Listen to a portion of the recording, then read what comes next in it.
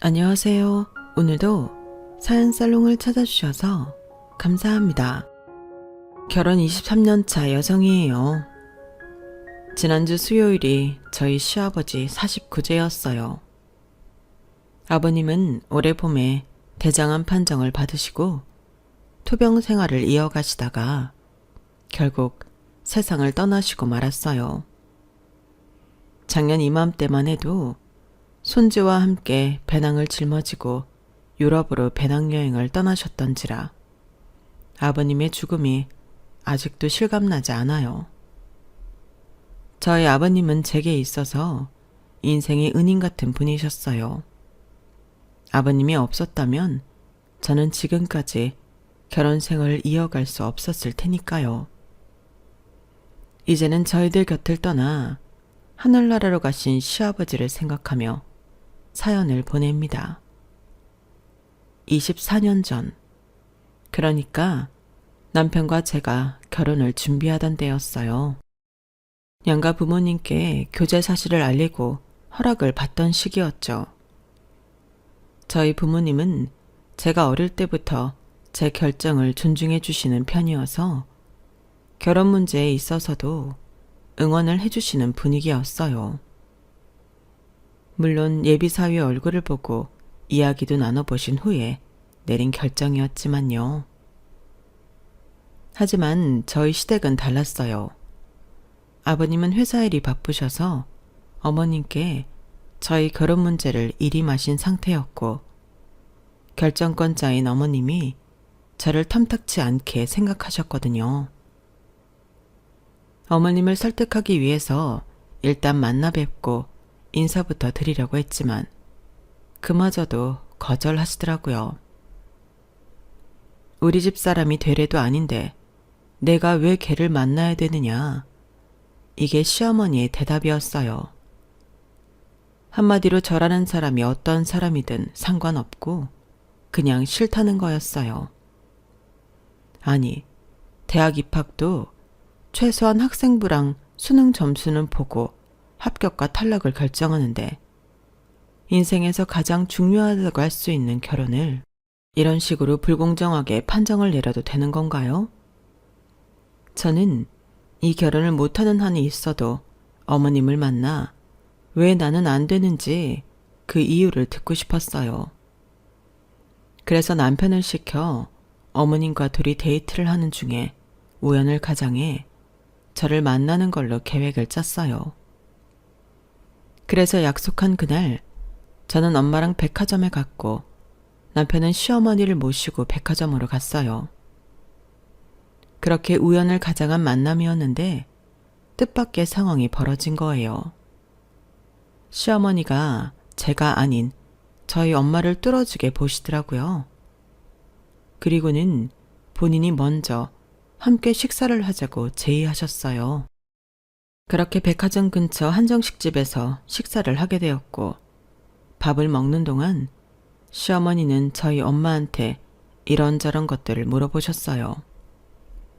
나이며 이름, 그 밖에 고향이 어딘지 등을요. 마치 친구 사귈 때 하듯 편하게 질문을 하셔서 저희 엄마도 경계심을 풀고 있는 그대로 대답을 해주었죠. 그랬더니 시어머니가 어떻게 했는지 아세요? 저희 엄마 손을 덥석 잡더니 이러시는 거예요. 엄마를 보면 그 딸을 안다고. 사부인이 너무 마음에 들어서 정민이를 며느리로 드리고 싶어졌어요. 사부인, 우리 사돈이니 뭐니 그런 격식 없이 친구처럼 친하게 지내요.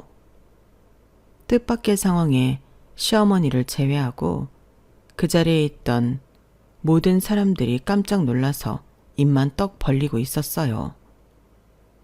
그날 이후 시어머니는 저희 집에 선물도 보내주시고 가끔은 저희 엄마가 하시는 피아노 학원에도 찾아오셨어요. 지나가다가 잠깐 들렀다고는 하지만 올 때마다 과일이며 화장품 같은 선물을 한가득 가지고 오시는 걸 보면 처음부터 저희 엄마를 보러 오신 것 같았어요. 딸의 시어머니 될 사람이 먼저 손을 내밀고 찾아와 주니 저희 엄마로서는 고마울 따름이었죠. 그래서 손수 만든 차와 수제 다과를 만들어 선물로 드리곤 했어요.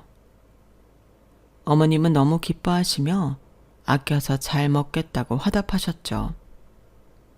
그런데 이건 결혼 후에 안 사실이지만 시어머님은 그때 받아간 차와 다과를 집으로 가져가지 않으셨대요. 당시 어머님 밑에서 기사로 계시던 분이 해주신 말에 따르면 집 근처 공원 쓰레기통에 죄다 버리셨다고 했어요. 매번 멀쩡한 음식을 버리는 걸 보고 하루는 기사분이 그러셨대요. 사모님, 전 그게 싫으시면 제가 가져가도 되겠습니까? 공원에 CCTV도 있고 포장도 안 푼 선물을 그렇게 버리시면 나중에 말이 나올 수도 있으니까요. 기사님은 저희 엄마가 정성 들여 만든 음식이 버려지는 게 아깝기도 했지만 곱게 포장된 선물이 공공장소 쓰레기통에 버려져 있으면 괜한 오해를 살 것도 같아서 그렇게 말했던 건데 그 한마디 때문에 10수년을 일해온 직장까지 잃게 되셨어요. 꼴에 어디서 훈수질이야. 내가 너만 못해 보이니? 그래서 별것도 아닌 놈이 건방을 떠는 거야? 이게 무슨 개떡 같은 경우야? 그날 어머님은 손에 들고 있던 백으로 기사님을 인정사정 없이 패고는 그 길로 차키를 뺏고 해고를 시키셨대요. 너무 억울해서 법적 대응을 할 생각이었는데 시아버지가 찾아와 사과도 하시고 정신적 피해 보상금은 물론 회사에 자리도 마련해 주셔서 법적 대응은 그만두셨다고 하더군요. 이런 사실을 까맣게 몰랐던 저희 집은 시어머니의 이중적인 모습을 전혀 눈치채지 못했어요. 그러던 어느 날이었어요. 어머님이 쇼핑을 가신다고 저도 부르셔서 부랴부랴 백화점으로 나갔는데 약속 시간보다 너무 일찍 도착하는 바람에 백화점 내 커피 전문점에서 시간을 때우게 되었어요. 그런데 자리를 잡고 보니 뒤쪽에서 시어머니 목소리가 들리더라고요. 그런데 혼자 계시는 게 아니라 일행이 있으신 것 같아서 인사를 드려야 하나 말아야 하나 망설이다가 인사할 때를 놓친 거예요. 그런데 얘기를 들어보니 두 분이서 제 이야기를 하시는 것 같더라고요. 옳게 언니, 재민이 결혼하면 화랑일은 재민이 처한테 맡길 거예요? 아가씨도 참, 화랑일은 아무한테나 맡겨요? 걔가 그림에 대해 뭘 안다고? 그래도 언니 친정자금 돈 세탁하려고 만든 화랑인데 남한테 맡기는 것보다는 못마땅해도 며느리한테 맡기는 게 낫지 않겠어요? 그리고 거길이 딱히 그림 보는 눈이 필요한가요? 돈 굴리려고 만든 화랑인데. 아가씨, 그 입 좀 조심해요. 누가 들으면 어쩌려고 그래요? 이래서 내가 아가씨한테는 뭔 말을 못해. 혹시라도 화랑일 밖으로 새어나가면 그날로 아가씨한테 맡긴 상가랑 내가 서방님 앉혀준 그 자리에 당장 회수할 줄 아세요. 사람이 낄 때 안 낄 때를 알아야지. 미안해 언니. 내가 괜한 입방정을 떨었네요. 앞으로는 절대 같은 실수 안 할게요. 화 풀어요. 근데 재민이 처대리랑 만난다고 하지 않았어요? 기왕 나온 거 나도 좀 보면 안 될까요? 그래도 내가 시고모 될 사람인데. 조카 며느리 얼굴 볼 자격은 되잖아요.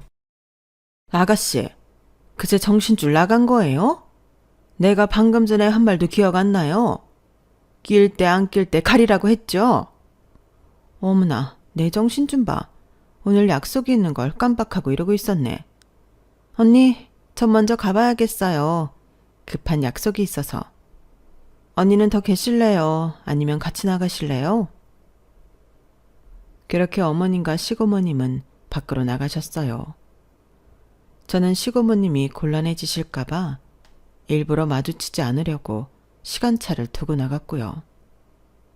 그날 시고모님을 만났어야 제 인생이 그렇게 꼬이지 않았을 텐데 지나고 보니 후회가 되긴 하네요. 아무튼 어머님께는 제가 썩 마음에 드는 며느리는 아니었지만 그래도 전처럼 대놓고 반대는 하지 않으셨어요. 오히려 어떻게든 결혼을 시키려고 안달난 사람처럼 저희 결혼을 서두르셨죠. 신혼집이며 결혼식장, 혼수와 예단 문제까지 시어머니는 저희 형편에 맞춰주셨어요. 저희 집이 생활이 어려운 상황은 아니었지만 아무래도 시댁에 비하면 현저히 떨어지긴 했거든요. 엄마는 피아노 학원을 운영하고 계셨고 아빠는 친구분 소유의 마트를 대리 운영하고 계셨어요.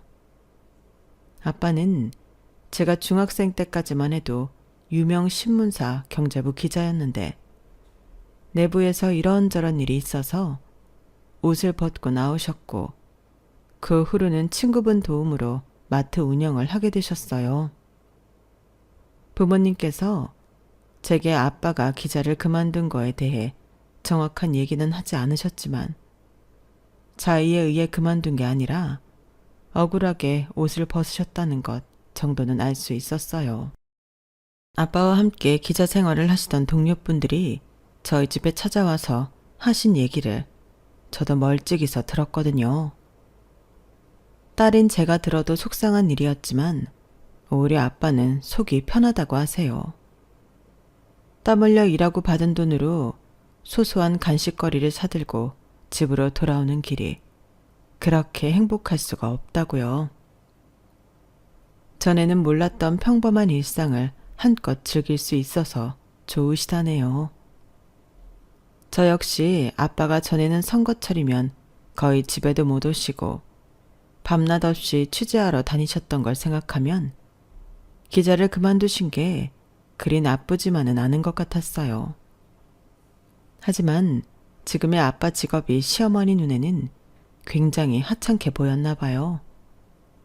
대놓고 얕잡아 보는 말을 하시진 않았지만 저희 집을 생각해주는 척하면서 저희 아빠 직업을 은근히 돌려가게를 하셨거든요. 회사 경영자인 아버님과 비교하면서 말이죠. 어머님이 그렇게 자랑스러워하시는 아버님을 처음 뵌 건 상견례 날이었어요. 아버님은 회사를 운영하고 계셨는데 일이 많이 바쁘신 건지 결혼 전에도 제가 시댁에 찾아갈 때마다 늘 집에 안 계시더라고요. 그래서 그날 처음 뵙게 됐었는데 적어도 저희 엄마는 저희 아버님을 처음 보는 게 아닌 듯 했어요. 아버님도 마찬가지였죠. 두 분은 서로를 보고는 무척 놀란 표정이셨거든요. 어머, 명훈이 오빠? 오빠, 저 기억 안 나세요? 명희 친구 혜정이에요. 장혜정. 그제 아버님은 시어머니 쪽을 힐끗 보시고는 어색한 표정으로 웃으며 대답하셨어요. 아, 그래. 혜정이구나. 기억하지. 그럼 이 아이가 혜정이 딸이니? 네. 세상에 세상 좁다고 하더니 친구 오빠를 사돈으로 만나게 될 줄은 정말 몰랐어요. 어머, 사부인 죄송해요. 제가 너무 정신없이 떠들었죠? 아니에요. 오랜만에 친구 오빠를 만났는데 얼마나 반갑겠어요? 당신도 그렇죠? 이럴 줄 알았으면 아가씨도 부르는 건데 그랬네. 어머님은 묘한 표정을 지으시면서 흥미진진하게 저희 엄마와 아버님을 번갈아 보셨어요. 시작부터 묘한 분위기가 되었던 상견례는 생각보다 무사히 잘 끝났어요. 그런데 집에 돌아오는 차 안에서 아빠가 그러시더라고요. 안 그래도 내가 상견례 전에 사돈에 대해 좀 알아봤는데 대단한 사람이더라고. 경기고 출신에 서울대 상과대 출신으로 장인이 운영하던 회사를 물려받아서 엄청 회사를 키워놨더라고. 그 회사가 장인이 운영할 때 삐끗해서 넘어갈 뻔하던 걸 사돈이 물려받으면서 살려놨다나 봐. 규모를 엄청 키웠고 사돈이 안 싸던 과외 선생이었다던데 당신도 알고 있었어? 예전에 명의통에서 들었던 것 같아요. 오빠가 대학 다닐 때 입주가해로 들어갔다고. 그럼 그 집이 안 사돈 친정이었나 보네. 세상 참 좁다고 이런 인연이 있을 줄이야. 부모님은 집에 도착할 때까지 아버님과 어머님에 대한 얘기를 이어갔어요. 그런데 저는 자꾸 시어머니 표정이 걸리더라고요. 얼굴은 분명 웃고 있는 것 같았는데 눈에는 살기가 느껴졌거든요. 은근히 아버님을 자극해 저희 엄마와의 관계를 들추려고 하는 느낌이랄까요? 그런데 얼마 지나지 않아서 그날 제가 받은 인상이 제대로 본 거였다는 걸 알게 되었어요. 저희 집으로 엄마 고등학교 동창이자 제 시아버지의 여동생인 시고모님이 찾아왔거든요. 전에 얼굴은 못 보고 어머님이랑 얘기를 나누는 목소리만 들었던 그분이요. 혜정아, 이게 무슨 일이라니? 아니, 어떻게 이런 일이 있어? 예, 나도 얼마나 놀랐나 몰라. 그런데 세월이 그렇게 흘렀는데도 있지? 명훈이 오빠 얼굴을 보니까 단번에 알아보겠더라. 명훈이 오빠가 원래 키도 크고 훤칠하니 잘생겼었잖아. 나이는 들었어도 중후한 멋이 있는 게 그 얼굴 어디 안 가더라 얘. 너도 참 지금 그게 문제니? 이제 네 딸 어떡해?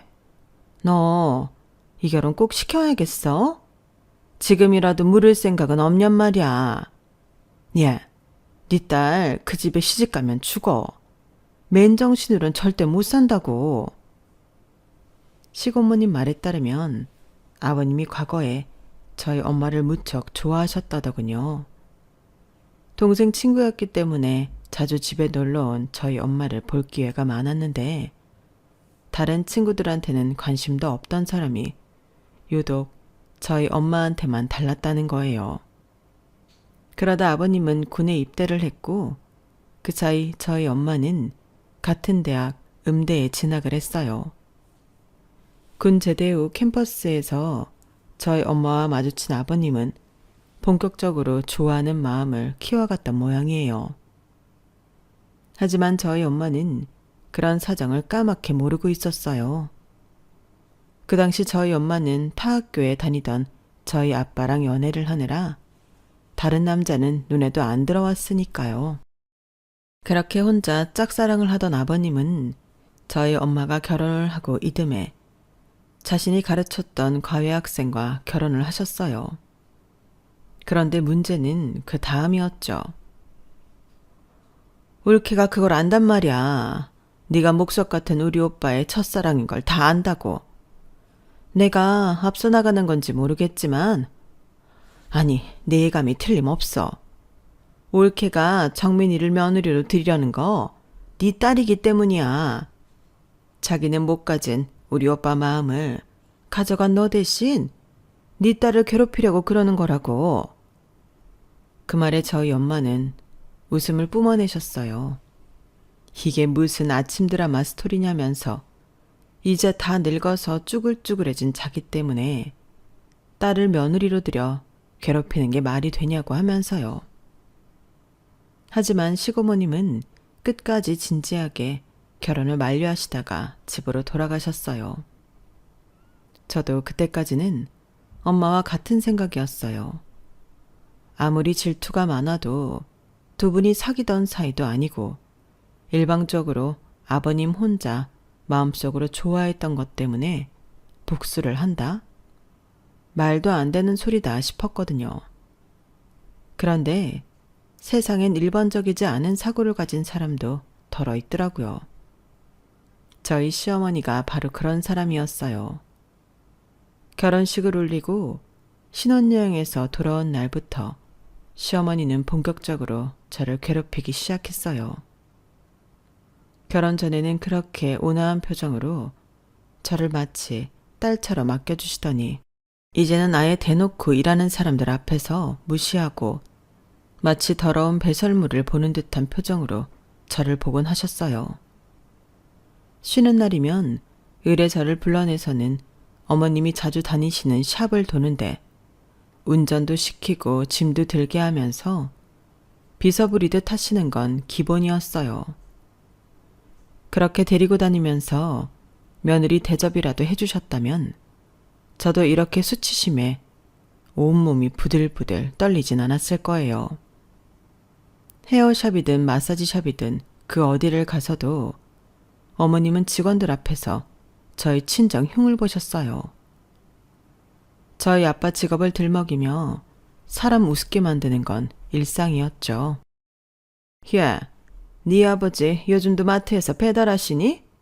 기왕 배달하는 거 우리 집에도 과일 좀 배달해달라 그래라. 먹고 살기 힘들 텐데 나라도 도와줘야 하지 않겠니?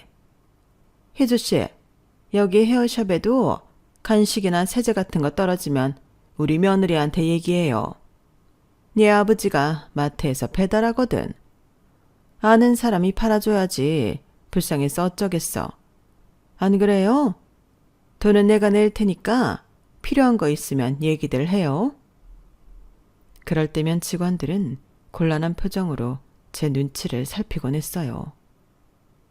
그럴 때마다 저는 입술을 꽉 깨문 채 속으로 분을 삭혀야 했어요. 그 자리에서 따진들 좋은 꼴을 볼 리 없었거든요.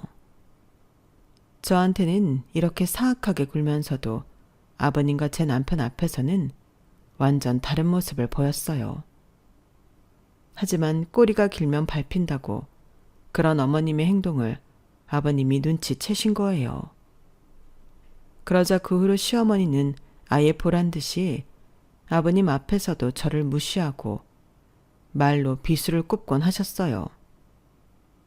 그러다가도 수틀리면 한 번씩 아버님께도 쏘아붙이곤 하셨죠. 왜요? 내가 당신 첫사랑 딸내미 괴롭힐까봐 걱정돼요? 그래서 그렇게 마누라를 죽일 듯 노려보고 있는 거냐고요? 말해봐요. 아직도 그 여자 마음에 품고 있죠? 며느리 보면서 속으론 첫사랑 떠올리는 거 아니냐고요? 말해봐요. 왜 말을 못하냐고? 악에 받쳐서 미친 듯이 소리를 지르고 그릇장에 장식된 값비싼 그릇들을 죄다 집어 던지고서야 어머님은 마음이 가라앉았는지 평온을 찾은 얼굴로 제게 깨진 그릇들을 치우게 하셨어요. 어머님이 병적으로 히스테리를 부리는 통에 집에서 일하는 분들은 몇 달을 못 넘기고 그만두기 일쑤였고, 그러던 어느 날 어머님이 제 회사로 찾아와 말도 안 되는 짓을 벌이셨어요. 갑자기 전무님실에서 호출이 와서 의아했는데 가보니 어머님이 전무님과 마주 앉아 있더라고요.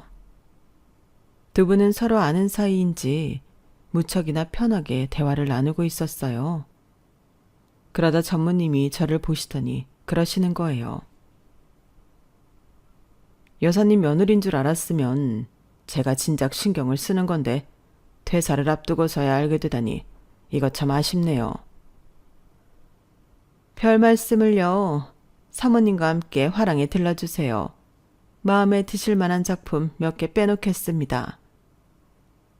사표 수리는 오늘 중으로 할 테니까 가서 어머님 화랑일 도와드려요. 사표라는 말에 저는 당황해서 그게 무슨 말씀이냐고 되물었어요.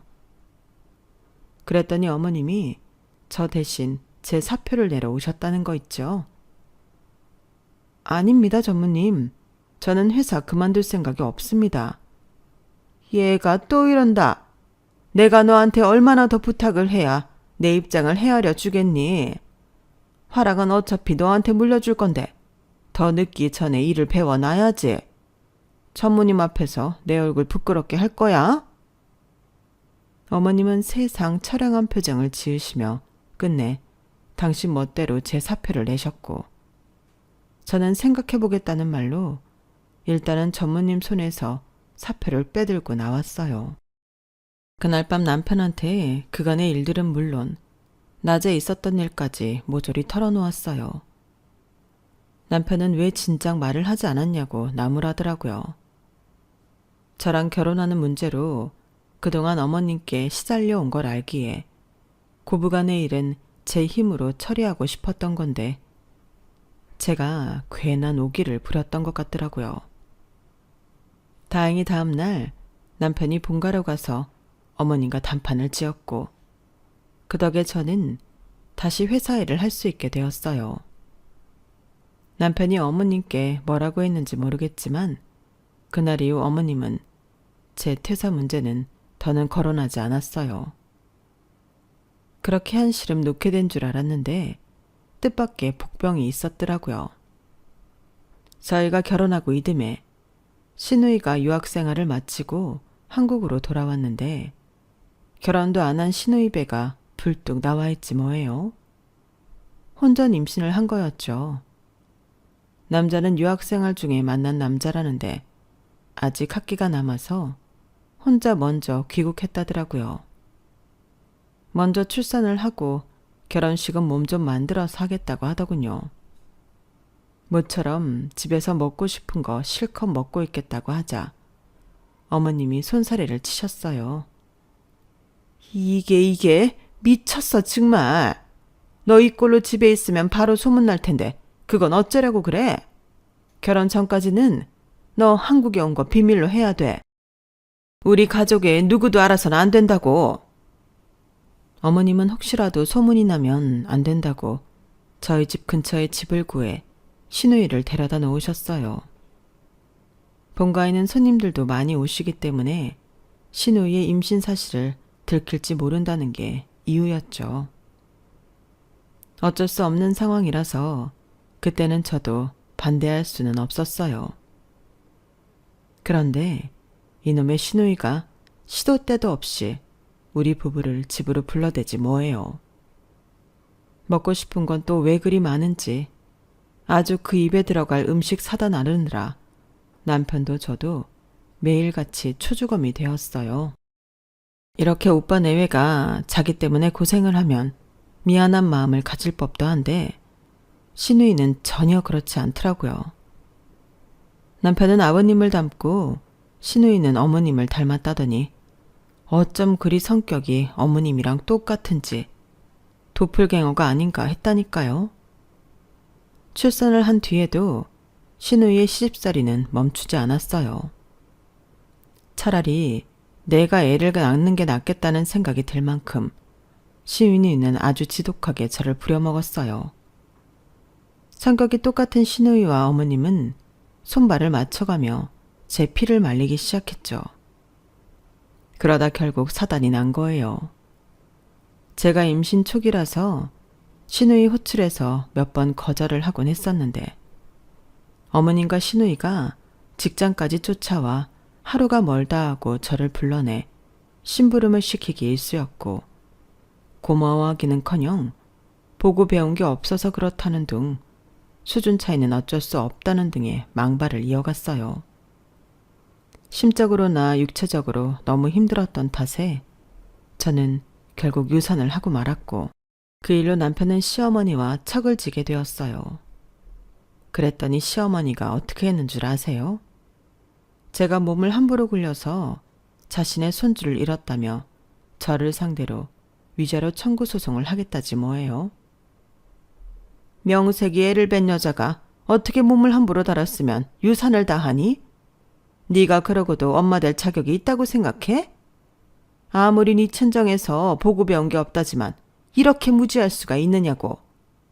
어디서 울어? 지금 울고 싶은 사람이 누군데? 그게 네 얘기그만 하니? 우리 집안 대를 이을 아이였어. 그걸 끊어놓고 뭘 잘했다고 울어? 결정해라. 내 아들이랑 이혼을 하든 나를 상대로 위자료 청구 소송을 하든 둘 중에 선택해. 어머님, 저 아이를 잃은 지 불과 몇 시간밖에 안 됐어요. 자식 잃은 사람한테 어쩜 이렇게 매정한 소리를 하세요? 어머님도 엄마잖아요. 자기 자식을 잃은 마음 충분히 헤아리실 수 있는 거잖아요. 저요, 솔직히 어머님이랑 아가씨가 너무 원망스러워요. 그런 생각 안 하려고 해도 이게 다 두 사람 때문이란 생각 지울 수 없다고요. 그런데 뭐를 하라고요? 이혼이요? 싫어요. 내가 왜요? 어머님이랑 아가씨 때문에 내 자식도 잃었는데 내가 왜 남편까지 잃어야 해요? 싫어요. 절대 이혼 못해요. 그래? 그럼 할 수 없지. 법정에서 보자꾸나. 어머님은 병실 문을 열고 나가려고 했어요. 그런데 문 밖에 아버님이 무서운 표정으로 서 계시지 뭐예요. 어머님은 귀신이라도 본 사람처럼 아버님을 보고 놀랐어요. 그러자 아버님은 몸으로 어머님을 밀고 안으로 들어오셨어요. 그리고는 단호한 목소리로 그러셨죠.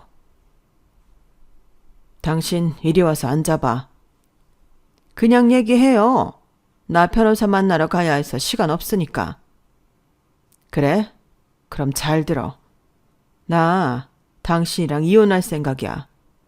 애들은 다 장성했으니 양육권을 따질 일은 없겠고 재산 분할은 변호사 통해 알려주지. 그러자 시어머니는 불같이 화를 내며 누구 마음대로 이혼을 하냐고 펄펄 뛰셨어요. 거지 같은 고학생 우리 아버지가 돈 대서 대학 졸업시켰더니 뭐가 어쩌고 저째요? 이혼할 거면 당신 몸만 나가면 될 일이지 어디 감히 재산 분할을 운운해요? 주제도 모르고 건방지게 시래. 집이고 돈이고 회사고 어느 것 하나 건들 생각 말고 당신 몸만 빠져나가요. 그럼 이혼해 줄 테니까. 그러자 아버님은 표정 하나 바뀌지 않은 채 담담하게 말씀하셨어요. 당신이 뭘 모르는 모양인데 장인한테 회사를 물려받을 당시 이미 회사는 부도날 위기였어. 당신 외삼촌이 이미 빼갈 수 있는 돈은 다 빼간 상황이었다고. 그 사실을 알고 장인어른이 충격을 받아 세상을 떠나신 거였으니까. 그러니 회사 소유주는 장인이 아니라 나야. 100번 양보해서 그렇다고 쳐요. 그래도 우리 아버지 회사가 살아났잖아요. 그 덕에 당신도 목에 힘주고 산 거고. 그런데 왜 내 아버지 회사를 당신이 가져요? 거지 새끼 밥 먹어 목숨줄 이어줬더니 주인집까지 가지러 드는 거예요? 뭐예요? 당신이란 사람은 세월이 흘러도 천박한 건 그대로구만. 좋아. 왜 회사가 내 소유인지 설명해 줄게. 그때 회사를 살릴 수 있었던 건 진 회장님이 빌려주신 투자금 때문이었어. 진 회장님이 회사를 보고 돈을 빌려주신 게 아니라 나, 장명훈을 믿고 빌려주셨다는 건 문서상으로도 남아있으니 변호사 통해 사본을 보내주지. 그리고 집 역시 은행에 담보 잡혀 있어서 넘어갈 위기였던 걸 내 부모님이 선상까지 팔아서 잡아주셨어. 그러니 집의 소유주 역시 당연히 나인 셈이지. 그것 역시 법정에 서게 되면 변호사를 통해 증거자료를 받아볼 수 있을 거야. 당신이 받을 수 있는 건 당신 소유의 화랑 하나뿐이라는 걸 알아둬. 어머님은 길길이 날뛰며 말도 안 된다고 따졌지만 아버님은 눈도 깜빡 안 하셨어요. 어머님이 뒷목을 잡고 시누이와 함께 병실을 나가자 아버님이 제게 사과를 하셨어요. 그날 상견례에서 너희 어머니를 보고 이혼사는 하지 말아야 한다는 걸 알았다. 한 사람이 어떤 마음으로 그 결혼을 추진했는지 단번에 알 수 있었으니까. 그런데 나는 그러지 못했어. 오늘 같은 일이 생긴 것도 따지고 보면 다 내 탓이다. 그러니 나를 원망하려무나. 미안하다, 새아가. 아버님은 축축해진 눈빛으로 제 손을 잡고 사과를 하셨어요. 어머님께는 단 한 번도 보이지 않으셨던 인간적인 모습에 저도 모르게 울컥하더라고요. 오랜 시간 어머님이 저주 섞인 말처럼 처갓집 개처럼 부려먹힌 아버님이 가엾기도 하고 자신에게 애정이 없다는 걸 알면서도 껍데기만 부여잡고 살아온 시어머니도 불쌍했어요. 하지만 그보다 더 불쌍했던 건 세상 빛도 보지 못한 채 세상을 떠나버린 내 아이였어요. 그래서 아버님의 사과에 아무런 대답도 하지 못했어요.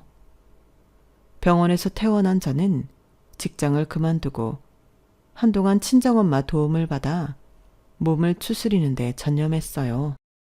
그러는 동안 시부모님은 이혼 소송을 하셨고 이혼 판결은 이듬해 봄에 났어요. 어머님은 집과 화랑을 갖게 되셨는데 집은 아버님이 판결 결과와 상관없이 인도적인 차원에서 어머님께 드린 거라고 하더군요. 시누이는 돈 때문에 아버님을 따라가겠다고 했지만 아버님이 거절하셨대요. 아들 자식과도 연을 끊게 되었는데 딸이라도 어머님 곁에 있어야 하지 않겠냐고 하시면서 생활비를 대줄 테니 본가에서 어머님을 모시고 살라고 했다더군요. 시부모님 이혼 판결이 나고 얼마 뒤 저는 임신을 했어요. 그리곤 이듬해 아들을 출산했죠. 그런데 신기한 게 뭔지 아세요? 6시간 진통 끝에 아들을 낳고 보니 글쎄 시아버지 얼굴이 판박이처럼 들어있지 뭐예요. 정신없는 와중에도 그 모습에 어찌나 웃음이 나던지 몰라요. 자신을 닮은 손자라 그런지 아버님은 저희 아들을 무척이나 예뻐하셨어요. 그 무뚝뚝하시던 아버님이 손주를 등에 업고 거실 바닥을 기어다니실 정도였으니 말 다 했죠. 아들도 할아버지가 자신을 예뻐하는 걸 알아서 그랬는지 외할아버지보다도 친할아버지를 더 따랐어요. 물론 그 바람에 저희 아빠는 심통을 내곤 하셨지만요. 그럴 때마다 저는 아빠한테 이런 말을 해서 화를 풀어드렸어요. 그래도 엄마는 아빠 차지했잖아. 그럼 됐지 뭐. 그 말에 아빠는 다시 의기양양해지곤 했어요. 아무래도 저희 가족 때문에 아버님과 저희 엄마가 마주치는 일이 종종 있었는데 세월이 흐른 탓인지 두 분 사이엔 별다른 조짐은 없었어요. 저희 엄마는 사돈과 친구의 오빠 중간쯤으로 저희 아버님을 생각하는 것 같았고 아버님 역시 그런 것 같았으니까요. 다만 저희 아빠만큼은 생각이 달랐어요. 아빠는 자신을 최후의 승자쯤으로 생각하고 계셨거든요. 시부모님이 이혼을 하시고 10년쯤 지났을 때였어요.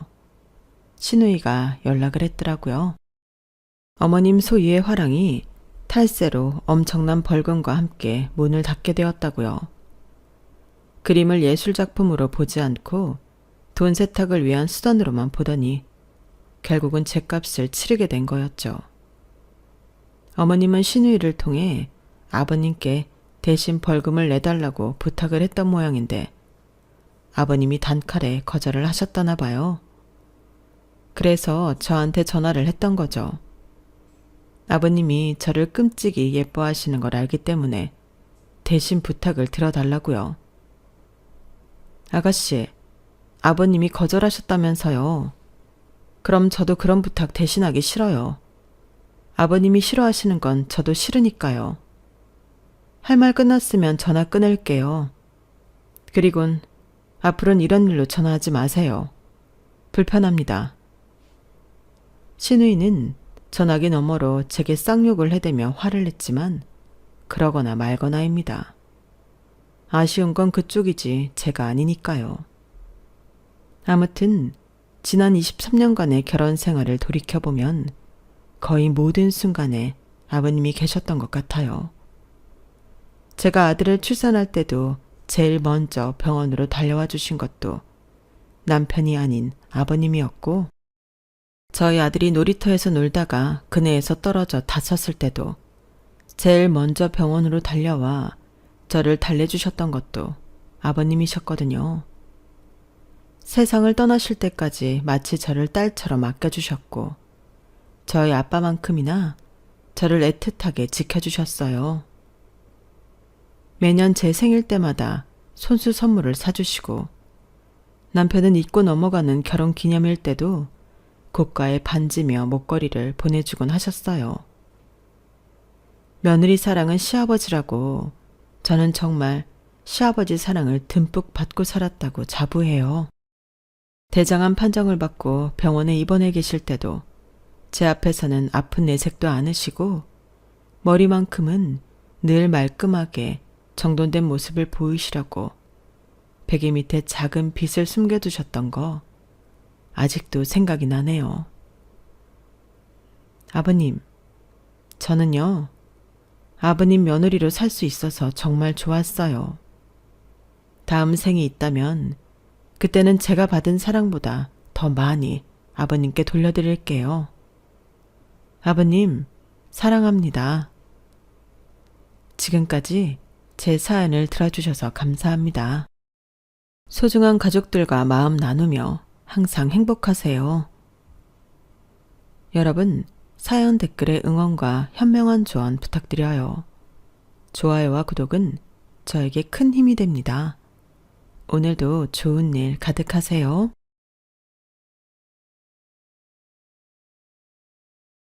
안녕하세요. 오늘도 사연 살롱을 찾아주셔서 감사합니다.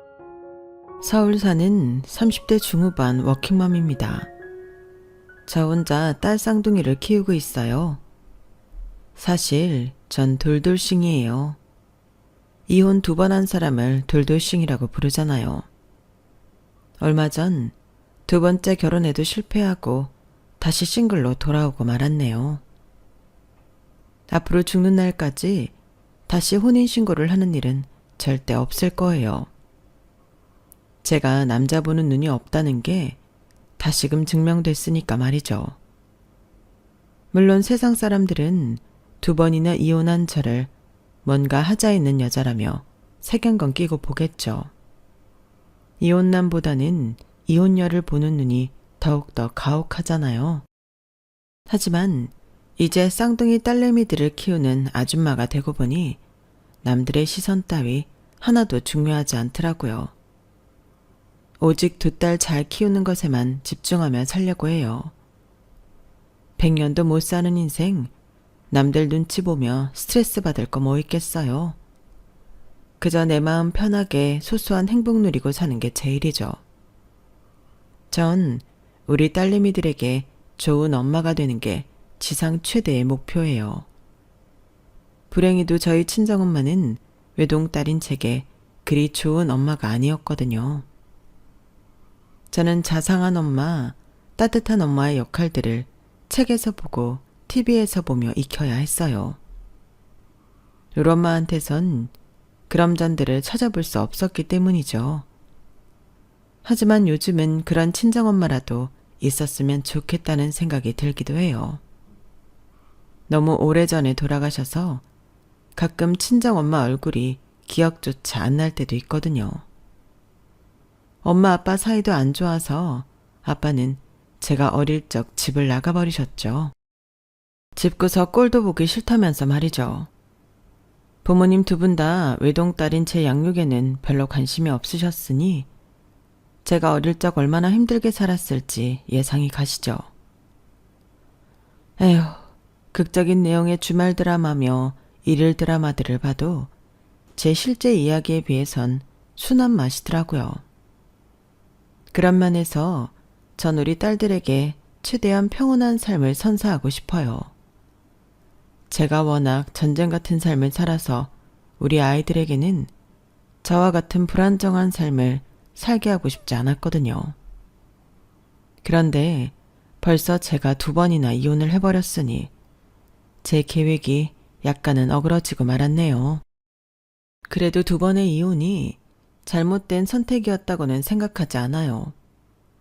여러분께 저희 지옥 같았던 지난 나날을 쭉 펼쳐 보이려 해요. 끝까지 들어주시고 현명한 여러분들께서 직접 판단해 주셨으면 좋겠어요. 제가 2번의 결혼을 무조건 참고 살아야만 했는지 아님 이혼하길 잘한 결정이었는지 말이죠. 지금부터 제 이야기를 시작해 볼게요. 앞서 말씀드렸듯이 저희 엄마는 좀 특이했어요. 아무것도 모르는 어린 제가 봐도 말이죠. 우리 엄마는 모성애라는 게 없었던 것 같아요. 세상에 오로지 돈이 최고였죠. 가족, 자식, 남편이란 개념이 없었어요. 그저 밖으로만 돌길 좋아하셨고 맨날 유흥이나 즐기러 다니는 와이프를 어떤 남편이 반기겠어요. 당연히 아빠와 엄마는 하루에도 몇 번씩 싸우기 일쑤였죠. 이놈의 여편네야, 당신 진짜 미쳤어? 내가 벌어다 준 돈을 다 술 처먹는데 써버리면 어쩌자는 거야. 다른 집들은 남편이 밖으로 돌아서 싸운다는데 어째 우리 집은 반대로야? 엄마는 적반하장이었어요. 그러게, 왜 20살밖에 안 된 나를 인심시켜서 집안에 들어앉히는 거야? 난 자유로운 영혼이라고. 날 좀 내버려둬. 집안에서 애만 보고 살림만 하면 답답해 미쳐버릴 것만 같단 말이야. 아, 저 뚫린 입이라고 아무 말이나 싸지르는 것 좀 봐. 난 이제 지쳤어. 이젠 내가 집 나갈 거야. 내 죽는 날까지 다시는 당신 머리카락 한 올도 보고 싶지 않다고. 말이 안 통하는 엄마와 싸우는 것도 지치셨는지 아빠는 그날부로 집을 완전히 나가버리셨어요. 그래도 그냥 나가기는 좀 그랬는지 어린 저를 꼭 안아주며 미안하다는 한마디는 남기고 나가시더군요. 그 한마디가 제게 위안이 됐어요. 적어도 아빠가 날 싫어해서 집을 나가신 건 아니구나 라는 맘에 연락 끊긴 아빠를 증오하며 살진 않았죠. 오히려 이제 더 이상 엄마 아빠가 지긋지긋하게 싸우던 모습을 보지 않게 되어 좋았어요. 어렸을 때부터 전 쿨한 성격이었나 봐요. 그렇게 아빠가 집을 나가고 엄마와 단둘이 사는데 엄마의 건강에 적신호가 커졌어요. 급성 간경화가 와서 슬퍼하고 놀랄 겨를도 없이 돌아가시고 만 거죠. 아무리 쿨한 성격이어도 엄마가 돌아가신다는 게 큰 충격이었어요. 하지만 정신을 차리고 보니 더 크게 다가왔던 건 바로 현실 감각이었죠. 그나마 중학교 1학년 정도는 되었기에 현실 감각이라도 있었던 것 같아요. 철없는 엄마 덕분에 철이 일찍 들었으니 전 스스로 이미 다 컸다고 생각했어요. 모든 생활을 저 혼자 해나갈 수 있다고 여기고 알바를 하며 돈을 벌기 시작했죠. 그나마 다 쓰러져가는 시골집이라도 있었기에 살 곳은 있었으니 생활비만 벌면 됐어요. 워낙 가난해서 허리띠 졸라매고 사는 게 습관이 되어 돈이 많이 필요하진 않았죠. 다만 대학교를 가는 건 제 입장에선 사치라고 생각했어요. 그러므로 취업이 잘 되는 여상에 진학하여 고3 졸업과 동시에 꽤 큰 중견기업의 비서직으로 취업이 되었어요. 요즘은 누구나 다 대학을 나오는 시대지만 그때만 해도 분위기가 그렇진 않았던 것 같아요. 고등학교만 졸업한 사람도 많았고 연봉은 적지만 그들을 위한 취업 자리도 꽤 있었죠. 먹은 것도 없이 키만 멀대같이 커서 170cm의 키에 49kg의 몸무게, 긴 생머리에 하얀 피부가 장착돼 있으니 미인 같아 보였나 봐요. 중견기업 임원직 비서 자리에 한 방에 붙을 수 있었죠. 나중에 들으니 외모를 많이 보는 자리라고 하더라고요. 고졸이어서 약간의 자격지심이 있었는지 최대한 실력도 갖추기 위해 직장을 다니며 새벽엔 영어 공부까지 열심히 했어요. 정말 누구보다 치열하게 살았죠. 그런데 직장 내에서 가끔 김 빠지게 하는 인간들이 있더라고요. 지금 같으면 진짜 성희롱 신고감인데 그때만 해도 그냥 허허 웃으며 넘겨야 하는 분위기였죠. 미스 김, 상무님은 안 계시나 봐? 그럼 이 오빠 커피 한 잔만 타줄래? 여기 소파에 나란히 앉아서 우리 상무님이나 같이 기다리자고. 그리고 혜영 씨 같은 절세미인이 타주는 커피 한 잔 마시면 직장 스트레스가 쫙 풀릴 것 같네. 맘 같아선 이런 얘기 들으면 그놈 면상에 뜨거운 커피를 쫙 부어버리고 싶었지만 분란을 일으키기 싫어서 그냥 꾸역꾸역 커피를 타줬어요. 꼭 그런 식으로 멘트하는 놈들은 늑다리 유부남 직원들이었죠. 스쳐 지나가며 농담을 한마디씩 던지는 직원들은 여럿 있었지만 그 중에서도 유독 들이대는 유부남 직원이 있었어요. 어디서 코를 들이받았는지 주먹코에 못생긴 찐빵같이 생긴 사람이었죠. 저한테 대놓고 연락처를 묻거나 집 주소를 물어보더라고요. 정말 어이가 없었죠. 아니, 제가 왜 과장님한테 그런 걸 말씀드려야 하죠? 벌써 몇 번째 여쭤보시는지 모르겠네요. 댁에 사모님이 아시면 싫어하실 텐데요. 제가 이 사실을 사모님한테 알리거나 상무님께 보고드리면 괜찮으시려나 모르겠네요. 아니, 뭐야? 20대 초반밖에 안 된 여자애가 싸가지 없긴. 내가 뭐 너한테 사랑 고백이라도 했냐? 그깟 전화번호 알려주는 게 뭐가 대수라고 지랄이야. 너 사회생활의 매운맛 한번 볼래? 어? 비서실에서 큰 소리가 나니 상무님께 보고드리러 왔던 이명철 과장이란 사람이 문을 열고 들어와 제게 소리 지르던 남자 과장을 끌고 나가더군요. 이미 밖에서 소리를 다 듣고는 상황 파악을 마친 후였기에 가해자를 끌고 나간 거였죠. 아니, 같은 과장시계나 대어놓고 나이 어린 신입 비서한테 뭐하는 짓이오? 가정도 있는 사람이 부끄럽지도 않아요. 얼른 김혜영 비서한테 사과하셔. 다시 한 번만 이런 일 또 목격하면 나도 가만히 있지 않을 거예요. 덩치 큰 과장이 팔목을 거칠게 붙잡으며 밀어붙이자 절 희롱하던 유분한 과장도 찍소리 못하고 사과하더군요. 당연히 그 후로 그런 일은 없었고요. 너무 고마운 마음에 점심 식사 한번 사게 해달라고 했어요. 제가 꼭 대접하고 싶었죠. 그렇게 둘이 점심 식사를 함께하게 되었네요. 이 얘기 저 얘기 회사 얘기만 하다가 이명철 과장님께 평소에 진짜 궁금하던 질문을 했어요. 저 과장님, 사적인 질문이긴 하지만 뭐 하나 여쭤봐도 될까요? 사적인 자리에서 사적인 질문하는 거 당연하죠. 뭐든 물어봐도 돼요. 연세가 40대 중반이라고 들었는데 왜 아직 결혼 안 하신 거예요? 회사 내에서 3대 미스테리 중 하나던데요.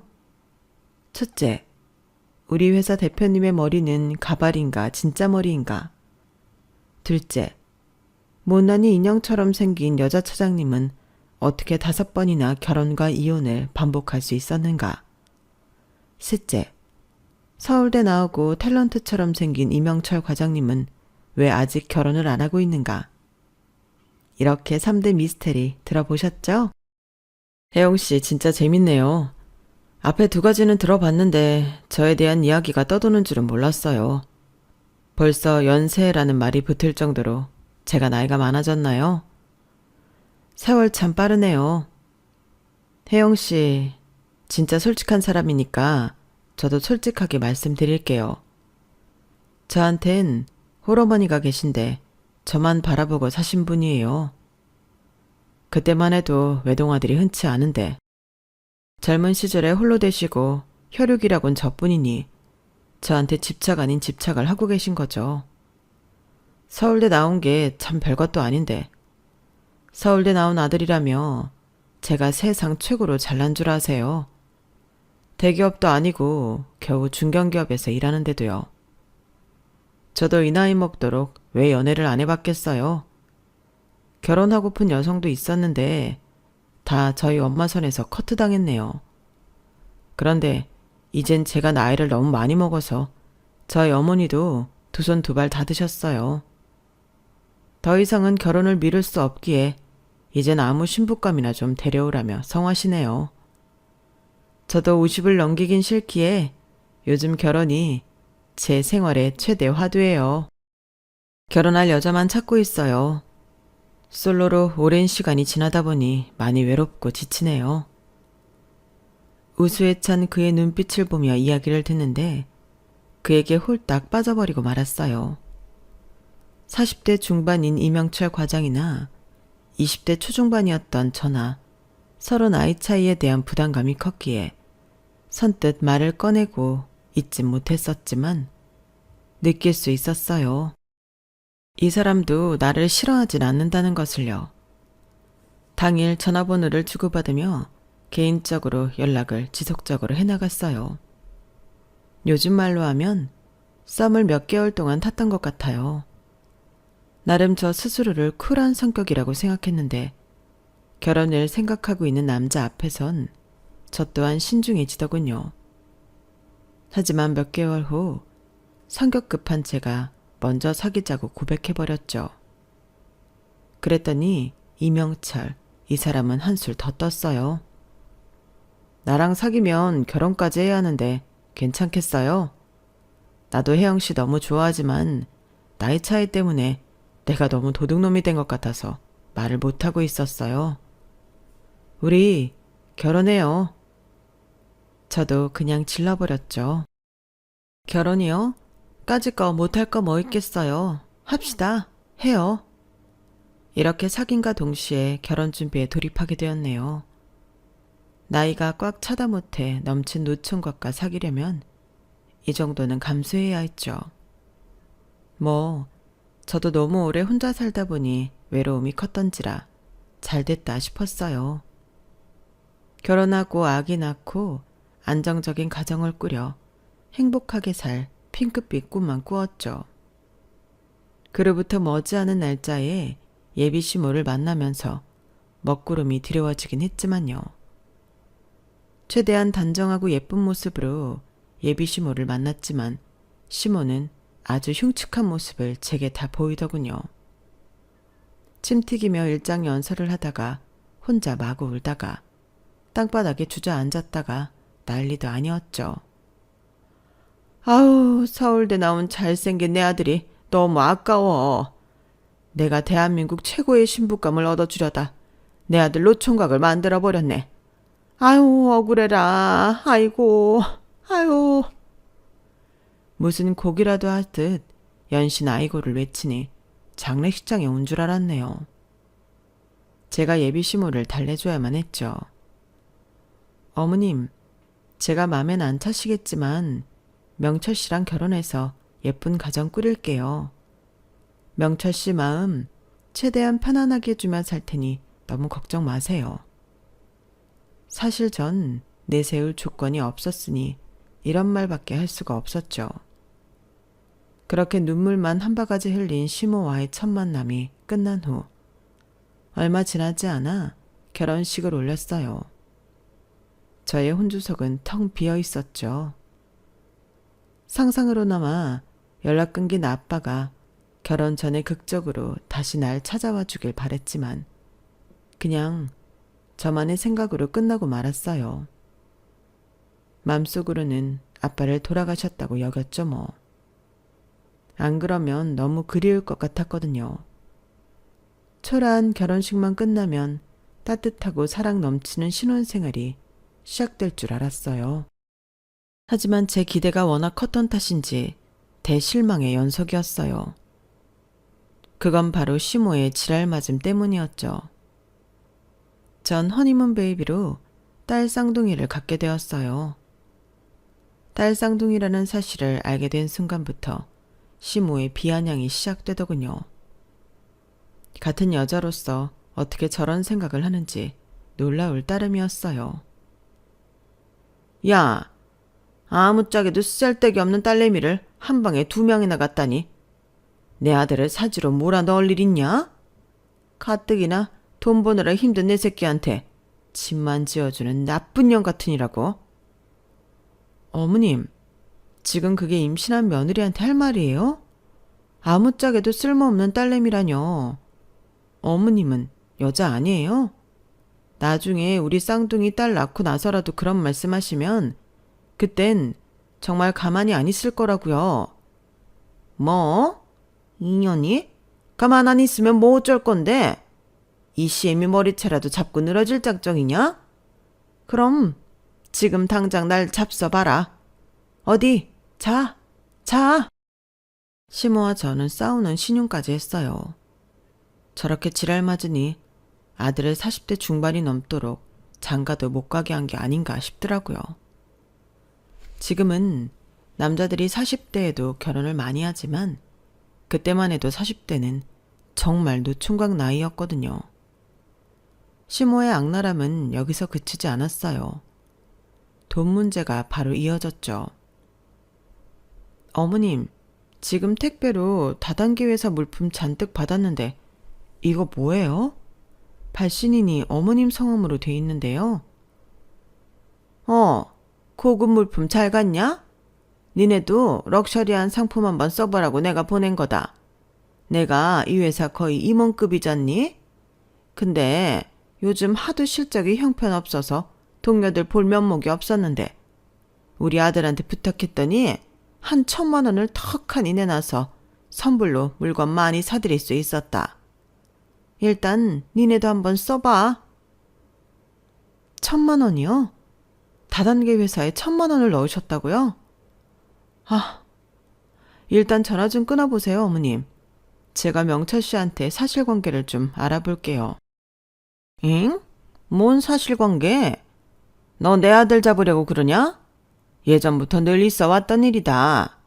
덕분에 내가 이 회사에서 단단히 자리 잡을 수 있었다고. 괜히 신랑 잡을 생각 말고 주변에 이 회사 물품 팔아먹을 곳 없나 너도 좀 도와라. 시모는 다단가에 완전히 빠져서 지금까지 퍼다 부은 돈만 수천만 원이 넘더군요. 거의 억대였어요. 당장 남편에게 따져 물었죠. 당신, 어머님 다단계 회사에 지금까지 뒷돈 대준 거 사실이야? 얼마 전에도 1,000만 원 드리고 말이야. 완전히 미쳤어? 무슨 재벌이라도 돼? 우리 쌍둥이 곧 태어나는데 신혼집 대출도 아직 못 갚고 있는 상황에서 이게 말이 되냐고. 효자 남편의 우유부단한 태도가 더 화가 났어요. 그게 우리 엄마의 낙인데 뭘 그거 갖고 뭐라고 해.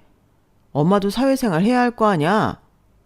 외동아들이 나만 보고 사시는 분인데 아들인 내가 그 정도도 못 해드려? 앞으로 엄마 일엔 터치하지 마. 당신 지금 출산휴가 들어가고 곧 육아휴직까지 할 테지만 1년 지나면 바로 복직한다며. 맞벌이 하면 금방 모을 수 있을 거야. 돈이라는 건 있다가도 없고 없다가도 있는 건데 대체 왜 이러는 거야? 정말 남편을 잡아 죽이고 싶을 정도로 얄밉더군요. 50대를 바라보는 나이에 맨날 말끝마다 울엄마 울엄마 하는 걸 보니 징그러운 마마보이가 틀림없었죠. 시모의 만행은 그뿐만이 아니었어요. 아니, 늘 시모와 남편의 환장의 콜라보였죠. 나 750만 원짜리 안마기 할부로 샀으니 돈 보내라. 심지어 무이자로 샀어. 얼마나 이득이냐. 친구들이랑 유럽 여행 가려고 하니 여행 경비 좀 보내라. 문바이 하기로 했는데 그래도 한 800은 나올 것 같더라. 이번 달 생활비가 5만 원이 덜 들어왔어. 아예 20만 원 정도 넉넉히 더 보내라. 갯돈이 모자르다. 제가 딸 쌍둥이를 출산하고 1년간 육아휴직하느라 외벌이인 상황에서도 매달 드리는 생활비 외에 700~800만 원을 계속 요구했어요. 전 아기 용품도 다 중고로 사거나 나눔받고 있는 상황인데 시모가 저렇게 돈을 펑펑 써대니 날강도처럼 느껴졌어요. 더 미치고 환장하겠는 건 그럴 때마다 남편의 반응이었죠. 우리 엄마 불쌍한 분이야. 앞으로 사시면 얼마나 더 사신다고 그까짓 건 못 해드려? 엄마가 다단계 회사 다니시면서 부자들 여럿 만나면서 씀씀이가 좀 럭셔리해지긴 했지만 갱년기 우울증도 없어지고 난 만족해. 앞으로도 우리 엄마 계속 지원해 드릴 거야. 내 돈 내 엄마한테 쓰겠다는데 당신이 뭔 상관이야? 당신은 엄마가 일찍 돌아가셔서 아마 내 맘 이해 못할 거야. 나보다 100배는 더 튼튼한 것 같은 시모가 대체 뭐가 불쌍하다는 건지 남편을 이해하지 못하겠더라고요. 게다가 말끝마다 넌 엄마 없으니 이해 못할 거라는 둥 막말을 일삼으니 남편과의 싸움은 날이 갈수록 격해졌죠. 우리 딸 쌍둥이 민진이를 돌진하자마자 어린이집에 맡기고는 복직을 했어요. 남편의 월급은 생활비를 제외하고는 시모에게 모조리 들어갔기에 신혼집 전세 대출을 한 푼도 못 갚고 있었거든요. 우리 아가들이 일터로 나가는 저와 떨어지지 않으려고 할 때마다 눈물을 머금고 출근을 해야 했어요. 진짜 마음이 찢어지게 아팠죠. 남편, 시모, 이 둘과의 관계는 점점 악화되고 전 딸들을 키우며 직장 다니고 집안일까지 해야 하니 점점 지쳐갔어요. 그러던 어느 날 남편이 마른 하늘에 날벼락 같은 소리를 하더군요. 이 집 보증금 당신 줄 테니 우리 이혼하자. 난 완전히 지쳐서 나가 떨어졌어. 가장 행복해야 할 시기에 완전히 인생의 나락으로 떨어진 기분이야. 이 집 보증금으로 민준이 키우면서 잘 살아봐. 당신은 생활력 강한 여자니까 그럴 수 있을 거야. 우리 같은 회사 다니는 것도 껄끄러울 수 있으니 내가 이직할 거야. 아니, 사실 나 좀 쉬고 싶어서 일단은 퇴사하려고. 일단 이혼 먼저 하고 말이야. 뭐? 이혼? 웬 자다가 봉창 두드리는 소리를 하고 있어. 당신 제정신이야? 술 취했어? 아주 단단히 미쳤구나. 내가 맨날 시모랑 싸우고 자기랑 싸우고 하니까 결혼 생활이 지겨워졌어? 그건 나도 마찬가지지만 그깟 일로 이혼한다면 세상에 이혼 안 할 부부가 어딨겠어? 전 뭔가 억울한 맘에 눈물까지 나더군요. 이혼만은 필사적으로 막고 싶었지만 막무가내인 남편에게 밀려 이혼 도장을 찍어주고 말았죠. 남편은 같이 다니던 회사도 그만두고 집에서도 완전히 떠나버렸어요. 모든 것에서 다 해방되고 싶다는 말만 남기고 말이죠. 전 전세 보증금을 빼서 일단 남아있던 대출을 다 갚고 1.5룸의 좁은 집 전체로 옮겼어요. 어차피 아이들이 아직 어리니 1.5룸에서 우리 세 식구 충분히 살 수 있었죠. 그러던 어느 날 남편과 이혼한 지 1년 만에 시모로부터 전화가 왔어요. 야, 이 잡아 죽일년. 너 때문에 우리 아들이 죽었다. 내 아들이 암 걸려 죽었다고. 내 소중한 아들 살려내라. 뭐라고요? 애들 아빠가 뭐 어떻게 됐다고요? 갑자기 무슨 암이에요? 이게 다 어찌된 일이에요? 알고 보니 남편은 이미 췌장암으로 다 죽어가고 있던 상태였어요. 그걸 알고는 모두에게 짐이 되기 싫다며 혼자 최소한의 치료만 받고는 바로 저 세상으로 떠나버린 거였죠. 그 사실을 다 알게 되니 남편에게 미안하더군요.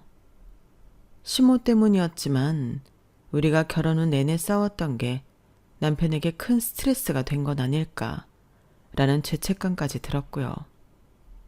너무 슬프고 후회됐지만 이미 떠난 사람을 살려낼 순 없는 노릇이었어요. 그 어린 아이들과 남편의 장례식을 함께 치른 뒤 그때까지 모아놨던 현금을 들고 시모에게 다 줘버렸어요. 지금 와서 이 돈들이 다 무슨 소용이냐, 이 잡거사. 내 아들 살려내라. 내 아들 살려내. 근데 이것밖에 없냐? 돈도 없냐? 앞으로 내 생활비는 누가 책임진단 말이냐? 그 와중에 돈 더 달란 말을 하는 시모를 보고 사람같이 안 느껴지더군요. 시모는 서울대 나온 자기 아들을 돈줄로만 여기며 살아왔던 거였죠. 사실 그것 때문에 지금까지 본인 아들이 결혼하는 걸 막아왔는지도 모르겠다는 생각이 들더군요. 어찌됐든 저런 인성의 시모와 드디어 완전히 빠빠이라고 여기니 차라리 시원했어요. 아이들이 유치원에 갈 무렵 전 새로운 도전을 했어요. 고졸인 제가 회사 내에서 올라갈 수 있는데 한계가 있다고 판단해 더 늙어서 잘리기 전에 자영업을 해보고 싶었거든요. 커피를 좋아하던 저는 카페를 꼭 운영해보고 싶었죠. 작은 카페였지만 저만의 아이템으로 독특한 커피 메뉴를 몇 개 만들어냈고 그게 입소문을 타서 매출은 점점 상승했어요. 제가 중견기업 임원 비서로 일하며 벌던 월급의 몇 배를 벌기 시작했죠. 집도 방 3개짜리 화장실 2개에 33평 아파트로 이사갈 수 있었고 우리 민진이와 조금은 더 여유롭게 살 수 있었어요. 그동안엔 아끼느라 1,000원짜리 학용품도 벌벌 떨며 사야 했거든요. 카페를 창업하고 돈을 좀 벌기 시작하면서 아이들과 처음으로 워터파크라는 곳에도 돈 주고 가봤네요. 그렇게 넓은 인공 수영장이 우리나라에 있는 줄은 꿈에도 모르고 살았죠. 우리 딸내미들은 신나게 뛰어놀았어요. 그러다가 사건이 터지고 말았죠. 잘 놀고 있던 우리 쌍둥이 중 막내가 타고 있던 튜브만 덩그러니 누운 채 보이질 않는 거였어요. 잠시 후 삐삐 호루라기 소리와 함께 구조요원이 헤엄쳐 들어가 우리 민진이를 구해줬죠. 전 순식간에 일어난 일에 당황하면서 우사인 볼트급으로 빠르게 우리 딸 민진이를 향해 내려갔어요. 민진이 이 녀석도 놀랐는지 엉엉 울면서 가쁜 숨을 내쉬고 있더군요. 민진아, 내 딸 괜찮아? 엄마 10년 감수했잖아. 그러게 깊은 곳엔 들어가면 안 된다니까. 파도에 휩쓸렸는데 갑자기 튜브가 빠져버려서 그만. 엄마, 나 죽는 줄 알고 너무 무서웠어. 죽긴 왜 죽어 네가. 엄마가 함께 왔는데. 아, 널 구해주신 안전요원 선생님한테 감사 인사드려. 감사합니다 선생님. 정말 감사드려요. 이 은혜를 어떻게 갚아야 할지 저도 너무 놀라서 심장이 쿵쾅거리네요. 옆에서 우리 모녀가 껴안고 울고불고 하는 걸 보고 있던 안전요원이 자상한 미소를 지으며 말했어요. 정말 다행입니다. 이렇게 어린 학생들이 갑자기 오는 파도에 이리 치이고 저리 치이는 사고가 가끔 발생해요. 전 미국에서 대학 졸업하고 귀국해서 사업 구상 중인 사람인데 라이프가드 일을 정말 보람있게 생각해서 잠깐 파트타임으로 일하고 있어요. 드디어 소중한 생명을 구할 수 있었네요. 천만 다행입니다. 전 연신 고개를 숙이며 감사하다고 인사하고는 얼른 우리 딸들을 데리고 워터파크를 빠져나오려고 했어요. 샤워장에서 샤워하고 옷 다 입고 나오는데 탈의실 앞에 아까 그 안전요원이 떡하니 서 있더군요. 문득 우리 딸을 구해준 보답을 조금이라도 해야겠다는 생각이 들었어요. 어머 안녕하세요. 파트타임 일 마치셨나 봐요. 이제 퇴근하시나 봐요. 제가 이 근처에서 카페를 운영하고 있는데 시간 내주시면 제가 카페에 있는 음식 다 내와서 대접해 드릴게요. 아님 식사 대접이라도 할 테니 연락 주세요. 전 안전요원에게 명함을 건넸어요. 그는 반가운 기색으로 명함을 받았어요. 아, 기다리고 있었어요. 따님 괜찮나 싶어서요. 명함 먼저 주셔서 감사합니다. 안 그래도 연락처 여쭤보려고 했는데 진짜 고마워요. 오늘은 경황이 없으실 테니 언제 한번 연락드리고 찾아갈게요. 그는 명함을 품에 꼭 안듯이 소중히 들고 갔어요. 내가 100번 1000번 고맙다고 인사해도 모자랄 텐데 저한테 계속 명함 줘서 고맙다고 하는 게 좀 특이하다고 생각했죠. 어쨌든 예의 바른 사람 같아서 느낌은 좋았어요. 집에 와서 까맣게 잊어버리고 또 바쁘게 카페 운영을 하고 있었는데 그 안전요원에게서 연락이 왔어요. 제가 운영하는 카페에 초대하여 직접 만나 대화를 나눴어요. 그 남자 이름은 강국현. 나이는 저보다 어린 20대 후반이더군요. 미국에서 대학을 졸업하고 현재 외국인 투자 파트너와 함께 사업 구상 중이라고 했어요. 뭔가 나와는 다른 세상에 사는 사람 같더군요. 얼굴도 잘생기고 키도 컸으며 미국에서 대학까지 나왔다는 얘기를 듣고 나니 엘리트처럼 느껴졌죠. 내 딸을 구해준 안전요원에게 밥 한 끼 대접한다는 마음으로 초대했건만 뭔가 좀 부끄럽게도 제 사심이 생기더군요. 애 둘이나 있는 이혼녀가 총각에게 웬 추잡스러운 마음이냐 싶어 그런 티를 내진 않았어요. 그런데 이 남자가 자기 매력을 뿜뿜하며 저에게 직접적으로 대시해왔어요. 머리로는 안 돼를 외쳤지만 마음이 동하더군요. 대화한 내내 이 남자의 말빨이 장난 아니었거든요. 특히 무슨 관심법이라도 쓰는지 제 마음을 꿰뚫어 보는 것 같아서 흠칫 놀라곤 했어요. 지금 이성적으로는 날 남자로 보면 안 된다고 생각하는 거 알아요. 하지만 혜영 씨도 분명 내게 마음이 있는 것도 잘 알고 있고요. 우리 솔직해지자고요. 사람이 태어나 100년도 못 살고 죽을 거 매 순간을 소중히 여기고 맘속에 있는 감정 표현 다 하면서 살아요, 우리. 나도 솔직히 말할게요. 혜영 씨 처음 봤을 때 후광이 비쳤어요. 아이 둘 엄마로 절대 보이지 않아요. 워터파크에 온 어떤 아가씨들보다도 아름다웠어요. 순간 생각했죠. 그래, 바로 이 여자다. 나 사업 구상하느라 바쁜 사람이에요. 한가해서 이 카페에 온 거 아니에요.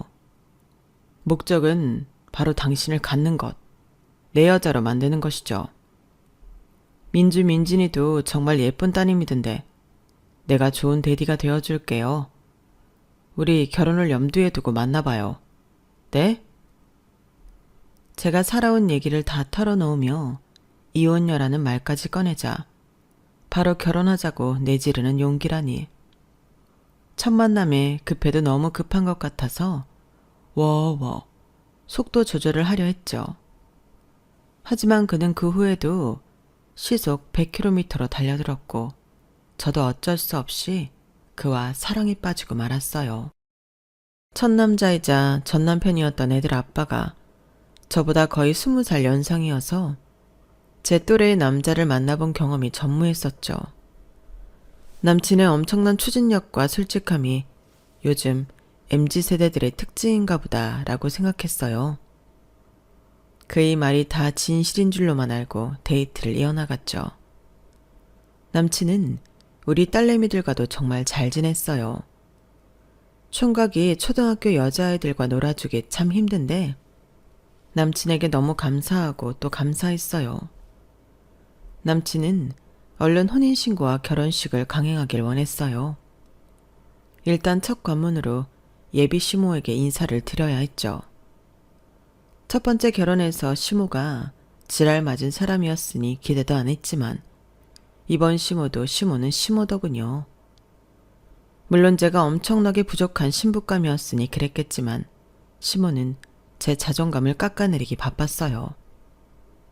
첫 만남에서부터 결혼 생활 내내 말이죠. 내 아들이 미국에서 대학까지 나오고 지금까지 사귀어온 여자들이 얼마나 난다긴다는 사람들이었는 줄 아냐? 그런데 결혼한다고 데리고 온 여자가 애 둘이나 딸린 이혼녀라니. 기가 막히고 코가 막힐 노릇이다 정말. 내 아들이 사랑한 여자라고 해서 결혼 허락해주는 거지? 절대 네가 마음에 들어서 찬성하는 건 아니니까. 너 결혼하면 내 아들한테 잘해? 예비시모 말처럼 애 둘 딸린 이혼녀 주제이기에 뭐라고 대꾸도 못하겠더라고요. 억울하고 정말 짜증나는 상황이었지만 그냥 끝까지 미소로 넘겼어요. 그래도 남자친구가 나름대로 옆에서 쉴드를 쳐줬기 때문이죠. 엄마, 이 사람 카페 월 매출이 4천이래요.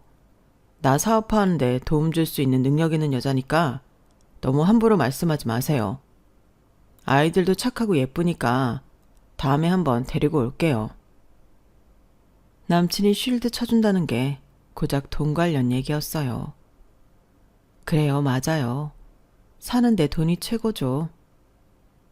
제가 남친한테 결혼을 해줄 수 있는 건 카페 수익으로 사업 서포트 해주는 거겠죠. 외롭고 힘들고 지칠 때 와준 남자라서 마냥 좋았어요. 남편과 시모가 절 사람 아닌 돈으로 보는지도 알아채지 못한 채 재혼했을 때 펼쳐질 상황을 꿈에도 모른 채 서둘러 혼인신고하고 함께 살게 되었어요. 너무너무 바보 같은 짓이었죠. 미국이 학비가 좀 비싼 게 아니잖아요. 미국에서 대학까지 나왔다고 해서 남편의 집안이 그래도 괜찮게 사는 줄로만 알았어요. 그런데 막상 결혼해보니 제가 생각한 것과는 정반대였어요. 시모와 남편이 저한테 돈 뜯어가는데 혈안이 돼 있었어요. 시모의 집은 거짓말 좀 보태서 찢어지게 가난한 수준이었죠. 그래도 저에 대한 비하는 계속되었어요. 야, 넌 나랑 내 아들한테 더도 말고 덜도 말고 딱 ATM기야. 애 둘 딸린 이혼녀가 총각 붙잡고 결혼하면 뭐 대접받고 살 줄 알았냐? 아서라 서. 어차피 결혼한 마당에 저도 맨날 당하기만 하고 있을 순 없었어요. 재혼한 연하 남편은 맨날 사업 구상한다고 밖으로 돌고 내 돈만 몽땅 뺏어가고 시모는 저한테 모욕주기 일수이니 너무 답답한 맘에 그들과 싸우기도 많이 했죠. 어머님이랑 국현 씨가 절 ATM기로만 보면 저도 열받아서 똑같이 대할 수밖에 없어요. 가족이 되려고 결혼한 건데 고작 그따위 대접밖에 못 하시나요? 어머님 그렇게 똑똑한 척 다 하시더니 상황 판단이 안 되세요? 보아하니 이 집안에서 돈줄 쥐고 있는 건 저뿐인데 저한테 막대하면 저도 두 사람한테 돈 안 줄 수밖에 없다고요. 저 또한 독하게 초강수를 두었어요. 시모와 남편에게 나가는 돈과 생활비를 줄일 수밖에 없었죠. 그랬더니 남편도 난리가 나더군요. 그럴 때마다 남편과 또 한바탕 하곤 했죠. 지금 뭐 하자는 플레이야? 한창 사업을 런칭하려는데 자금을 딱 끊어버리면 어쩌겠다는 거야. 투자자들 지금 난리라고. 왜 빨리 런칭 안 하냐고 말이야. 런칭인지 그놈의 사업은 맨날 하려다 말려다 왔다리 갔다리인 건데 실체가 있긴 해? 진짜 사업을 하긴 하는 거냐고. 계속 아이템만 바꾸면서 거기에 들어간 내 돈만 해도 얼마야. 더 이상은 못 줘. 아니 안 준다고. 능그렁이 같던 남편은 제가 돈줄을 꽉 쥐고 돈을 안 내놓을 때마다 갑자기 천사가 되어 제게 잘해줬어요. 제 딸들에게까지 정말 황송할 정도로 잘해주니 바보 같은 제가 몇 달 만에 또다시 넘어가서 사업 자금을 대고 있더군요. 세상 가장 어리석은 게 바로 저였죠. 딱 저만 있으면 이혼하고 말았겠지만 제 딸들에게 이미 모든 양해를 구하고 가정이라는 울타리를 만들어줬기에 번복하고 다 뒤집어 엎을 자신이 없었어요. 그렇게 위태로운 재혼 생활을 이어나가고 있을 무렵 개인적으로 큰 사건이 일어났어요. 카페 문을 닫을 시간이 되어 한창 정리 중인데 어떤 노신사가 뚜벅뚜벅 걸어 들어오더군요. 영화 속에서나 보던 중절모를 쓰고 양복을 차려입고 말이죠. 저 손님, 영업 마칠 시간이라서요. 정말 죄송합니다. 목소리가 너희 엄마랑 똑같구나. 어쩜 외모도 너희 엄마랑 똑같니, 혜영아. 나, 네 애비다. 정말 미안하다.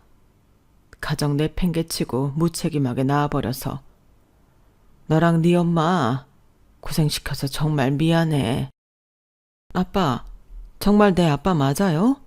우리 아버지 성함이 김진혁이었는데 김진혁 씨 맞아요? 아빠, 왜 이제야 찾아왔어요? 엄마 돌아가신 지 오래예요. 아빠 집 나가고 얼마 안 돼서 엄마 돌아가시고 계속 저 혼자 살아왔다고요.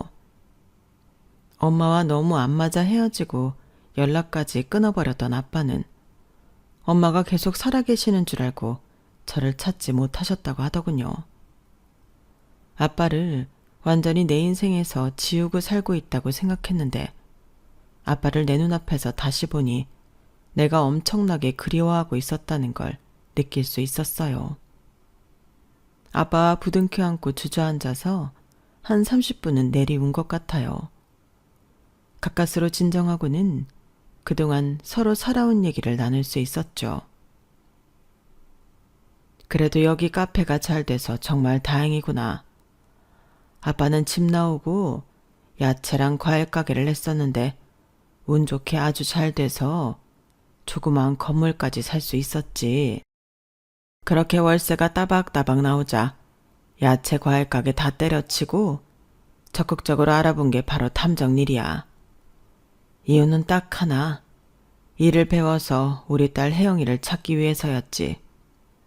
요즘은 자격증도 생기고 프로답게 일할 수 있는 떳떳한 직업이라 보람까지 느끼며 일하고 있단다. 너도 뭔가 궁금한 게 있으면 언제든지 아빠한테 의뢰해도 된다. 그리고 금전적으로도 최대한 도움 줄 수 있어. 여태까지 널 제대로 뒷바라지 못한 거 내가 다 해주고 싶어. 네 엄마 무서워서 지금까지 널 만나지 못하고 있었는데 네 엄마가 일찍이 죽은 줄 알았다면 진작 찾을걸. 내 딸 정말 미안하다. 엄마가 워낙 성격이 괴팍하고 가정적이지 않은 분이었으니 마누라 꼴도 보기 싫은 건 이해했어요. 딸내미인 저까지 버렸던 건 아직도 이해가 안 되긴 하지만요. 어쨌든 아빠는 말씀하신 것처럼 다 해주셨어요. 우리 쌍둥이 딸내미들한테도 정말 좋은 할아버지가 되어주셨죠. 아빠가 사설 탐정 일을 한다며 궁금한 거 있으면 다 의뢰하라고 하자 남편이 대체 뭐하고 밖으로만 도는지를 알아보고 싶더군요. 아, 아빠. 도저히 얼굴도 보기 힘들 정도로 바쁘다는 남편에 뒤 좀 밟아주세요. 사업한다고 제가 보태준 돈만 해도 엄청난데 제대로 된 사업을 하고 있는 것 같진 않거든요. 재혼한 마당에 이번엔 가정을 잘 꾸려가고 싶은데 여러 가지로 참 힘드네요. 약 2주 후 아빠는 충격받은 듯한 표정으로 제게 브리핑을 해주셨어요. 아빠가 지금부터 해주는 말 듣고 너무 놀라지 마라 혜영아. 이런 놈이 내 사위라니? 멀리서나마 내 눈앞에 나타날 때마다 때려 죽이고 싶더구나. 보름간 목격한 일들을 다 말씀해 주셨어요. 정말 하늘이 노래지는 것 같았죠. 그래도 한 30%는 믿고 있던 남편은 그야말로 쓰레기 자체였어요. 너무 큰 충격을 받아서 남편이나 시모에게 따지지도 않고 일단 제 속으로 정리할 시간을 가져야 했어요. 앞으로 이 가정을 어떻게 해야 할지 말이죠. 너무 큰 고민을 하며 저 혼자 시름시름 앓을 정도였는데 시모가 또 카페로 찾아와서 불난집에 기름을 들이붓더군요. 야, 요즘 우리 국현이가 사업 스트레스를 엄청 받더라. 너 대체 신랑을 어떻게 모시고 있는 거냐? 아, 커피나 나르는 새대가리 같은 이라고. 대체 할 줄 아는 게 뭐냐? 미국에서 대학 나온 우리 아들과 학력 차이가 너무 나서 당최 내 말을 알아듣기나 할런지. 당장 돈 없으면 이 카페 담보로 네 남편 사업 자금이나 대주란 말이야. 아, 모질이. 모든 사실을 다 알고 있던 전 피가 거꾸로 솟는 것 같았어요. 머릿속으로 생각하고 자시고 할 것도 없이 다 쪽내고 말았죠. 이봐요. 나이 개새끼랑 헤어질 거니까 더 이상 두 모자가 내 돈 뺏어갈 생각일랑 하지도 말아요. 더 이상 어머님이라고 부르기도 싫으니 할매라고 할게요. 할매, 아들이 대체 어떤 놈인지 알기나 해요? 사설 탐정인 우리의 친정아빠한테 의뢰해보니 가관도 아니더만요. 미국에서 대학은 개뿔. 대개 아드님이 그쪽한테도 구라를 쳤나 보더군요. 호스트바에서 잘나가는 호스트로 일하면서 그동안 돈 많은 사모님들이랑 놀아나고 용돈 받으며 생활했더군요. 무려 20살부터 말이죠. 슬슬 나이 들고 뒷전으로 밀려나니 나랑 결혼해서 내 피를 쪽쪽 빨아먹고 있는 거고요. 어쨌든 지금도 여전히 여자는 많더이다. 심지어 할매 아들 따로 애도 있던데 난 오늘부로 소송 들어갑니다. 친정아빠 말로는 형사사건으로도 걸릴 범죄 많이 저지르고 살았다대요. 우리 아빠가 돈 다 대준다고 그놈 콩밥 꼭 먹이라고 하니까 끝까지 한번 가볼랍니다. 어디까지 나락으로 빠지나 한번 봅시다. 뭐라고? 너 지금 소설 쓰니? 어떻게 그렇게 이상하고 잔인한 소설을 지어낼 수가 있어? 내 아들은 미국 명문대 졸업한 수재라고. 애 딸린 이혼 여인 네가 뭘 안다고 짓거려? 빽빽 소리를 지르며 시모는 주저앉아 버리더군요. 시모의 눈앞에 증거 사진이며 자료를 던져주자 그제서야 실감이 났던지 시모가 땅을 치고 후회했어요. 아우, 며느리야. 정말 미안하고 죄송하기 그지없다. 제발 우리 아들 한 번만 용서해주고 그냥 눈 감아주면 안 되겠니? 그동안 네가 준 생활비로 잘 먹고 잘 살았는데 그 돈 다 갖고 가고 기어이 내 아들 감방까지 넣겠다는 거냐? 한 번만 다시 생각해다오. 며느라, 정말 너무 미안했다 그동안. 이제 와서 저한테 매달려봤자 소용없었어요. 재혼 기간 동안 남편과 시모에게 온갖 정이 떨어진 상태였기 때문이죠. 전 든든한 친정아빠를 믿고 모든 걸 다 제 뜻대로 밀어붙였어요. 드디어 남편을 감방까지 넣는데 성공하였죠. 그래도 제 기분은 풀리지 않았어요. 남편이 갇힌 교도소에 일부러 면회까지 가서 저주의 말을 퍼붓곤 완전히 쪽내고 왔죠. 앞으로 너 인생 똑바로 살아. 돈 많은 사모님들한테 기생하며 살아온 젊은 날이 부끄럽고 창피하지도 않냐? 날 안정적인 ATM기로 생각하고 접근했다면 큰 오산이야. 다시 한 번만 내 눈앞에 나타나면 그땐 정말 널 사지로 몰아버릴 거야. 네가 나한테 숨긴 네 아들이 부디 너랑 꼭 닮은 아이이길 빈다. 남편, 아니 전 남편은 닭똥 같은 눈물을 흘리며 제게 용서를 빌었어요. 근데 그것마저 다 돈 달라는 얘기더군요. 정말 지겨웠어요.